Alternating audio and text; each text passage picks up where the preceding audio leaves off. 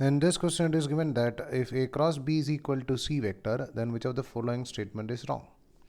So we know that if A vector cross B vector is equal to C vector, then C is always perpendicular to A and B, or C is perpendicular to the plane containing A vector and B vector, or we can say that this is perpendicular to A plus B, or C is perpendicular to A minus B, because A plus B and A minus B, everything is in the same plane as that of A vector and B vector.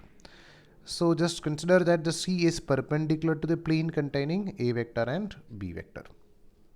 So first option we can say that it's correct. C is perpendicular to A and C is perpendicular to B, that is also correct. C is perpendicular to A plus B, that is correct. Agar in question if they are given as C is perpendicular to A minus B, then also it is correct. Now C is perpendicular to A cross B. No, C is parallel to A vector cross B vector. So only D option is wrong. The other options are correct.